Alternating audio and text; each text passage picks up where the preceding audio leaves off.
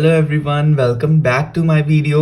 Last video में हमने discuss किया था आरएनए स्प्लाइसिंग के बारे में और थोड़ा सा उसकी ट्रांसस्टेरिफिकेशन रिएक्शंस के बारे में। आज हम डिस्कस करने जा रहे हैं आरएनए स्प्लाइसिंग का मैकेनिज्म। लेकिन मैकेनिज्म डिस्कस करने से पहले हम डिस्कस करेंगे आरएनए स्प्लाइसिंग की टाइप्स क्या हैं। सो आरएनए स्प्लाइसिंग जो है, एमआरएनए की जो स्प्लाइसिंग है वो दो तरह की होती है।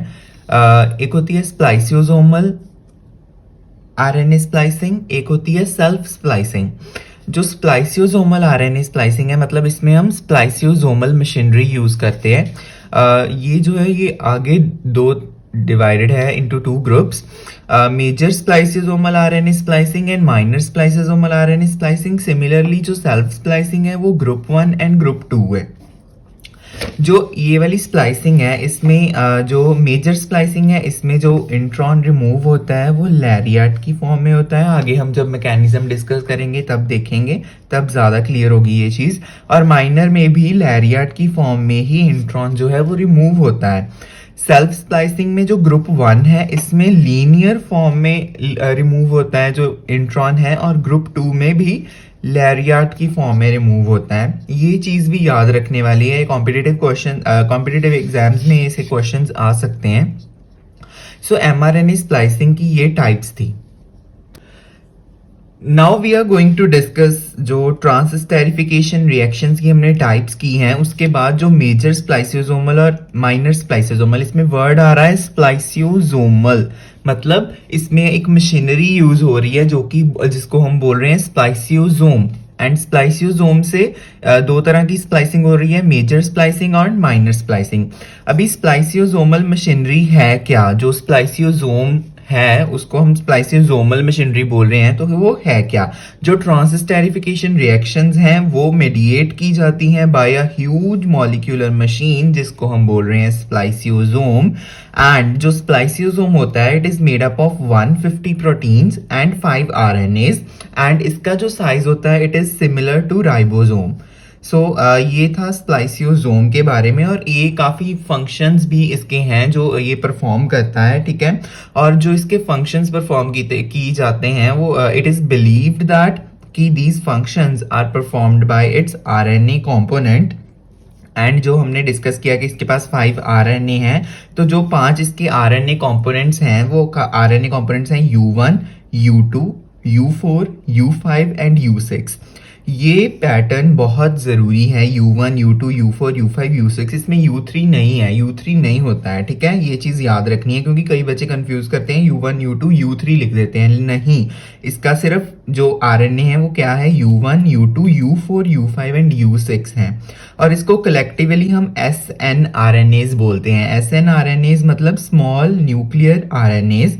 एंड ये वाले जो SNRNAs हैं, these in spliceosome these are complexed with the proteins, and proteins के साथ जब ये कॉम्प्लेक्स बनाते हैं तो तब इनको हम बोलते हैं SNRNPs। SNRNPs का मतलब है स्मॉल न्यूक्लियर राइबोन्यूक्लियर प्रोटीन्स। एंड इसको हम प्रोनाउंस करते हैं, जैसे SNRNP है तो इसको हम स्नर्प प्रोनाउंस करते हैं, स्नर्प बोलते हैं इसको, U1 स्नर्प, U2 स्नर्प, ऐसे। एंड इसके बाद कुछ रोल्स भी हैं स्प्लाइसियोसोम के।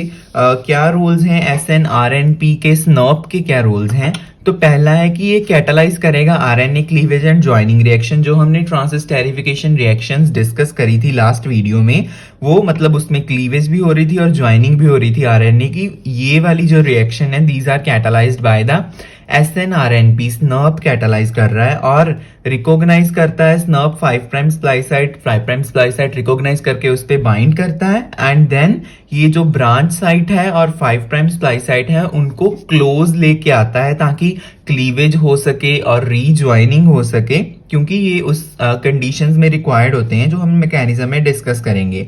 नेक्स्ट ये वाले जो रोल्स हैं कि क्लीवेज रिएक्शन कैटालाइज हो रही है, ज्वाइनिंग रिएक्शन कैटालाइज हो रही है या फिर रिकॉग्निशन हो रही है, तो ये वाले रोल्स जो हैं कुछ इंट्रैक्शंस से होते हैं। ये नहीं है कि कुछ पर्टिकुलर रोल जो है वो अपने आप हो रहा है, नहीं।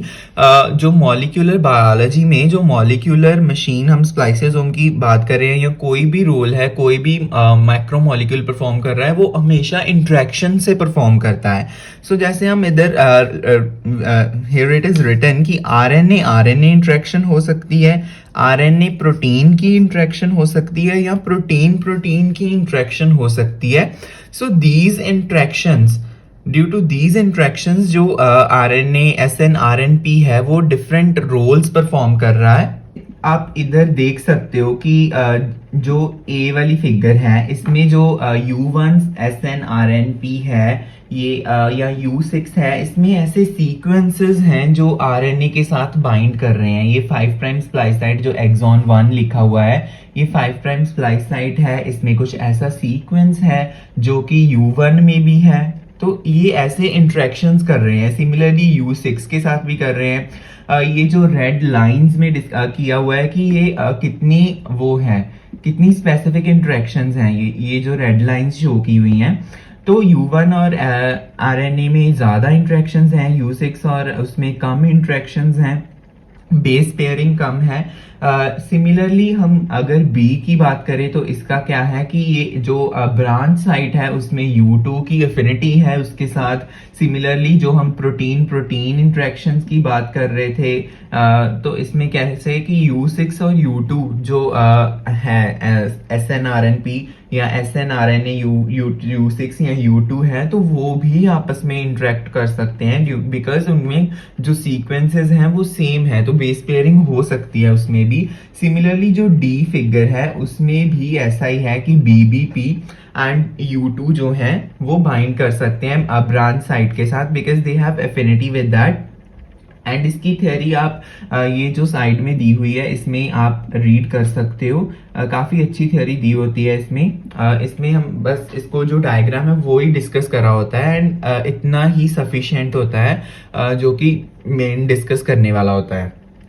हम डिस्कस करने जा रहे हैं मेजर स्प्लाइसियोसोमल आरएनए स्प्लाइसिंग का मैकेनिज्म। तो मैकेनिज्म जो है हम एक डायग्राम की हेल्प से डिस्कस करेंगे। जो ये डायग्राम है, पहले हम डायग्राम की हेल्प से डिस्कस करेंगे और बाद में हम थ्योरी पे जाएंगे, क्योंकि अगर डायग्राम समझ आ गई तो थ्योरी इजीली समझ आ जाएगी। पहले हम डायग्राम पे फोकस करने वाले हैं। जो डायग्राम है ये हमारे पास जो है वो mRNA है, ये सारा mRNA है। और mRNA पे जैसे मैंने पहले डिस्कस किया कि U1SNRNP होता है, ये पहले U1SNRNP जो है ये through base pairing between the 5 prime exon and U1 में जो बेस पेयरिंग होती है उससे जो U1 है इधर बाइंड हो गया, U1 बाइंड हुआ और उसके बाद जो BBP है, branch site binding protein, BBP को रिकॉग्नाइज किया U2AF ने। U2AF की 2 सब यूनिट्स हैं, मतलब ये 2 यूनिट से बना हुआ है, एक है 65 और एक है 35। जो 35 है वो 3 प्राइम एक्सॉन की साइड पर बाइंड करती है और जो U2AF 65 सब यूनिट है वो BBP के साथ ब्रांच साइट पे बाइंड करती है। ये था फर्स्ट स्टेप और इसको हम बोलते हैं E complex. E complex means early complex, E stands for early. Next in the second step जो U2SNRNP है, U2SNRNP बाइंड करेगा ब्रांच साइट पे एंड ये डिस्प्लेस कर देगा BBP को, BBP इज डिस्प्लेस्ड एंड ये U2AF 65 जो 65 U2AF है उसकी हेल्प से इधर बाइंड हुआ है। ये था सेकंड स्टेप। एंड जो U2 SNRP है या U2SNRNP है ये बाइंड हुआ है ब्रांच साइट पे। ये ऐसे बाइंड हुआ है कि जो A है, ब्रांच साइट का कंजर्व्ड सीक्वेंस A है, वो एक बल्ज बना रहा है। वो मतलब बेस पेयरिंग नहीं शो कर रहा है U2 के साथ, वो एक बल्ज बना रहा है जो कि बाहर को प्रोट्रूटेड है। और ये इसीलिए बाहर को है ताकि ये आगे ट्रांसस्टेरिफिकेशन रिएक्शन कर सके। तो ये कॉम्प्लेक्स को हम बोल रहे हैं ए कॉम्प्लेक्स। ये चीजें याद रखनी है। पहले था ई कॉम्प्लेक्स और अभी U2 जब आया और BBP डिस्प्लेस हुआ तो ये बन गया ए कॉम्प्लेक्स।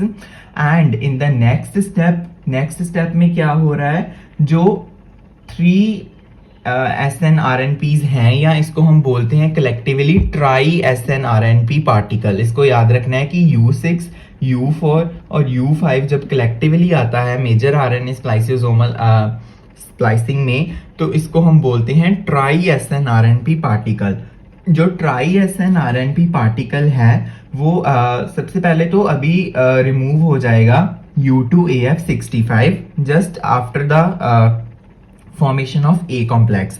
जो U2AF65 है एंड 35 है, ये रिमूव हो गया एंड अभी इंट्रोडक्शन किसकी हुई, कौन आया, जो आया वो है try SNRNP particle U6, U4 and U5।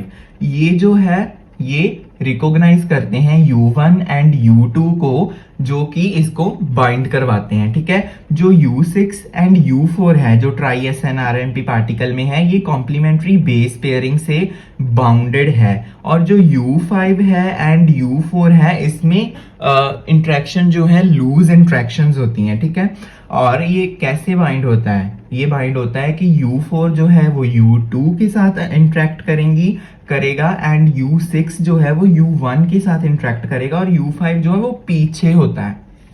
ये था B कॉम्प्लेक्स की फॉर्मेशन। A कॉम्प्लेक्स में जब ट्राई SNRNP पार्टिकल आया तो ये बन गया B कॉम्प्लेक्स, ये B कॉम्प्लेक्स बन गया।